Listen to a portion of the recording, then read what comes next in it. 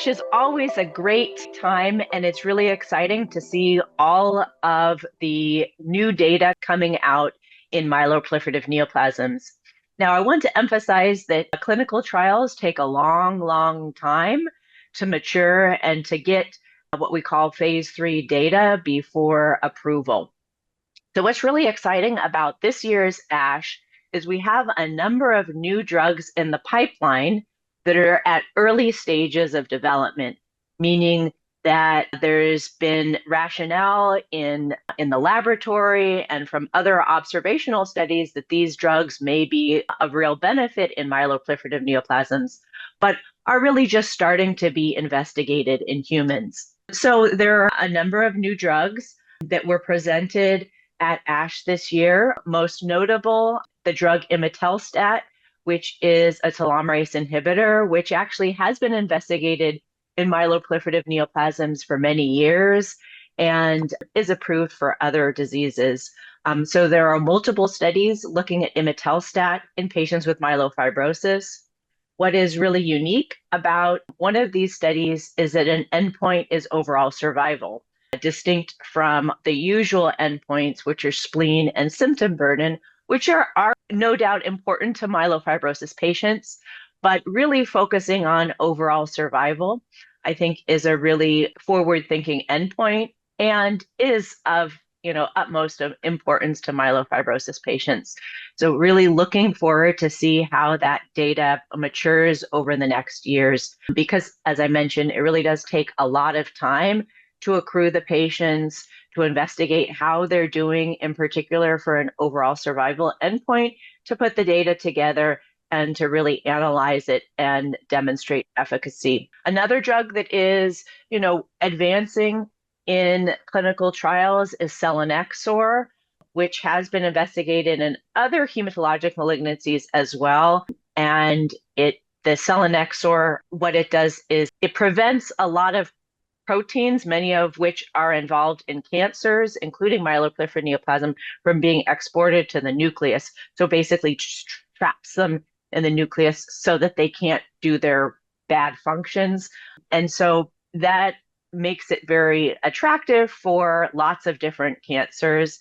And selinexor is being, again, evaluated in myelofibrosis in multiple different studies, either in most studies are in combination with ruxolitinib or another JAK inhibitor, or sequentially a selinexor first and then another JAK inhibitor, which again, I think it's too premature to really make any definitive conclusions, but would really keep an eye out next year for more mature data that's coming out from those studies.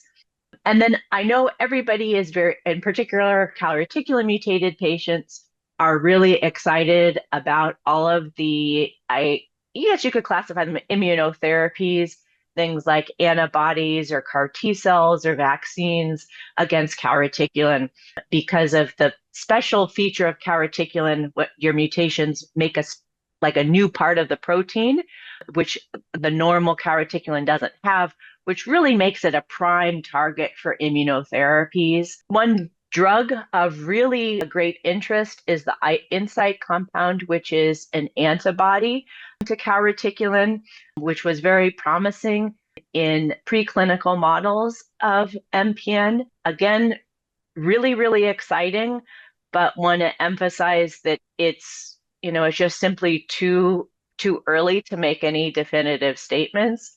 But again, really exciting and a lot of great potential, but really want to see what happens. And, when we have more data from more patients and seeing how helpful that is. And another aspect in terms of JAK inhibitors, so we already have approved 4 different JAK inhibitors: ruxolitinib, fedratinib, pacritinib, and momelotinib. And all of those JAK inhibitors are one type of JAK inhibitor, which basically keeps the JAK2 protein. It sort of locks the JAK2 protein in its active form. But there are a different type of JAK inhibitors that target the JAK in its inactive form, sort of locking it in its inactive form. A JAK inhibitor is being developed by Ajax Pharmaceuticals It's a different type of JAK inhibitor, which makes it unique from all of the other ones. Again, very exciting that we would have, I know we have four JAK inhibitors, but this is a different type of JAK inhibitor in for treatment of myeloproliferative neoplasms, which theoretically could target the mutant cells a little bit better. So again, really looking forward to that, but too early. So I think that I know I'm saying it's too early for a lot of things. With clinical trials, things sort of ebb and flow. Things really need time to mature and gather data. So we're in a lot of drugs at the early phases that are very exciting, but just need more time for data to really be gathered. Another aspect of ASH is not only clinical trials, but there's also a lot of basic science that is presented at ASH. And I think that's really important because it's from the basic science that the clinical trials are emerging. The initial ideas are gathered from the lab or from animal models or from observations from humans. And that then provides the rationale for clinical trials. There were a number of interesting basic science studies, one looking at how different mutant cells compete with each other, for example, JAK2 and TET2, and that may shed some light on why interestingly, a good proportion of patients who have a JAK2 positive chronic like PV or ET or myelofibrosis, when they get a leukemia, their leukemia cells actually don't even have the JAK2 mutation. So we're sort of as a separate, it occurred separately. And there was a study that was presented that shed light on competition between JAK2 mutant and TET2 mutant cells. The JAK2 mutant cells could enhance the growth of the TET2 mutant cells, which was very interesting. Also, another study on obesity and how obesity may impact JAK2 mutant cells. That was a mouse model study, but again, very interesting.